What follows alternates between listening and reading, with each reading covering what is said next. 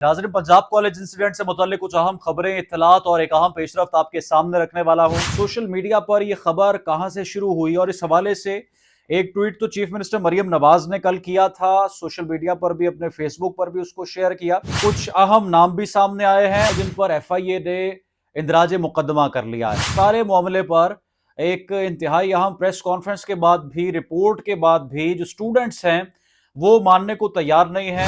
इसमें ये जो मुतासरा जिन लोगों पर FIR हुई है, वो तो ये सवाल कर रहे हैं कि हम चूंकि एंटी गवर्नमेंट बात करने वाले हैं या प्रो PTI हम बात करने वाले हैं, वीलॉग करने वाले हैं, इसीलिए हुकूमत ने हमें एक इंतकामी कार्रवाई का निशाना बनाते हुए हम पर यह मुकदमा जो है वो दर्ज किया है। अस्सलाम वालेकुम, आप देख रहे हैं कैपिटल टीवी और मैं हूं रुखसार मीर। नाज़रीन, पंजाब कॉलेज इंसिडेंट से मुताल्लिक कुछ अहम खबरें, इत्तलात और एक अहम पेशरफ्त आपके सामने रखने वाला हूं। आप जानते हैं कि हुकूमत पंजाब ने इस हवाले से दो मुख्तलिफ कमेटियां तश्कील दे रखी थी। एक कमेटी तो इन्वेस्टिगेट कर रही थी सारे मामले को कि कैंपस से कौन से CCTV फुटेजेस इकट्ठे किए गए, मुतासरा बच्ची का स्टेटमेंट क्या है, उसके फैमिली मेंबर्स क्या बताते हैं, वहां पर जो लोग मौजूद थे उन्होंने क्या देखा, और उस सिक्योरिटी गार्ड जिस पर तमाम इल्जाम लगा उसका क्या स्टेटमेंट है। और इसके पैरेलल एक और कमेटी तश्कील दी गई थी जो इस मामले पर डिसइंफॉर्मेशन को इन्वेस्टिगेट कर रही थी कि मामला सोशल मीडिया पर कैसे आया और सोशल मीडिया पर यह खबर कहां से शुरू हुई। और इस हवाले से एक ट्वीट तो चीफ मिनिस्टर मरियम नवाज ने कल किया था, सोशल मीडिया पर भी, अपने फेसबुक पर भी उसको शेयर किया। लेकिन जो कमेटी बनाई गई थी उसकी रिपोर्ट सामने आई है और उस रिपोर्ट में कुछ अहम नाम भी सामने आए हैं और कुछ क्रेडिबल जर्नलिस्ट जो हैं वो भी इस लिस्ट में शामिल हैं जिन पर FIA ने इंदराज मुकदमा कर लिया है। सारा मामला क्या है आपके सामने रखते हैं, लेकिन ये बात इंतहाई तशवीश, इंतहाई अहम प्रेस कॉन्फ्रेंस के बाद भी, रिपोर्ट के बाद भी, जो स्टूडेंट्स हैं वो मानने को तैयार नहीं है। अब ये जो FIA ने इंदराज मुकदमा किया है इसमें कुछ अहम नाम शामिल हैं, मैं आपके सामने रख देता हूँ। इसमें नाजरीन समी इब्राहिम साहब जो कि एक सीनियर जर्नलिस्ट हैं, उनका भी नाम शामिल है। और इसके अलावा इमरान रियाज खान जो कि सीनियर जर्नलिस्ट हैं, यूट्यूब पर उनका चैनल है बहुत मकबूल, उनका नाम शामिल है। उमर दराज गोंदल हमारे दोस्त भी हैं, एक बड़े अच्छे सहाफ़ी हैं। मुक़द्दस फ़ारूक अवान का नाम शामिल है। इसमें शाकिर महमूद आवान साहब जो कि कोर्ट रिपोर्टर हैं, उनका नाम इसमें शामिल है। फ़रा इक़रार जिन्होंने कल इस पर वीडियो बनाई, उनका नाम शामिल है। अब देखें ज़रा, फ़रा इक़रार को इस मुकदमे में नामज़द किया गया है और ये मुकदमा जो है इनिशिएट हुआ है प्रिंसिपल उस मुतल्लिका कैंपस की जानिब से। इस तरह से अयाज अमीर साहब पर ये मुकदमा दर्ज है और इसमें नाम है तकरीबन 38 के करीब ऐसे लोग हैं जो यूट्यूब पर मौजूद हैं, ट्विटर पर मौजूद हैं, जो जर्नलिस्ट हैं, कई तो बीच में जर्नलिस्ट हैं, उनके नाम इसमें शामिल हैं जिन पर मुकदमे का इंदराज किया गया है। अब देखें सारे का सारा मामला। फ़रा इक़रार वाला मैंने आपको बताया, उन पर उन्होंने तो वीडियो बनाने से इनकार किया।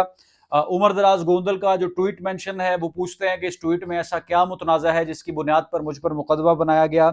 इसी तरह से जो दीगर लोग हैं वो भी ये पूछ रहे हैं कि हमने ऐसा क्या किया है, कौन सी ऐसी फेक न्यूज़ हमने इनिशिएट की है जिसकी वजह से हम पर मुकदमे का इंदराज हुआ है।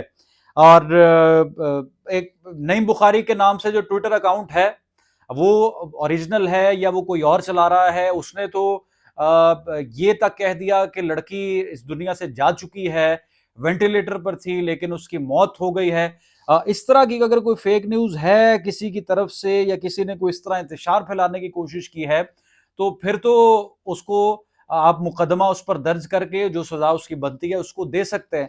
लेकिन जिन्होंने किया कुछ नहीं, जिनका कसूर कोई नहीं, उन पर इंदराज मुकदमा और उन पर मुकदमे का इंजराज, ये कुछ समझ नहीं आ रहा। अब देखें इस सारे का सारा जो मामला है, इसमें ये जो मुतासरा जिन लोगों पर FIR हुई है, वो तो ये सवाल कर रहे हैं कि हम चूंकि एंटी गवर्नमेंट बात करने वाले हैं या प्रो PTI हम बात करने वाले हैं, वीलॉग करने वाले हैं, इसीलिए हुकूमत ने हमें एक इंतकामी कार्रवाई का निशाना बनाते हुए हम पर यह मुकदमा जो है वो दर्ज किया है। इस इंसिडेंट से हमारा कोई लेना देना नहीं है और हमारे साथ ये एक ज्यादती है। अब जरा इस पर मैं कमेंट करता हूँ, सूरत हाल क्या बनी। हफ्ता जुमा जुमेरात कॉलेज के अंदर प्रोटेस्ट होता रहा, ये गुज़श्ता हफ्ते की बात है।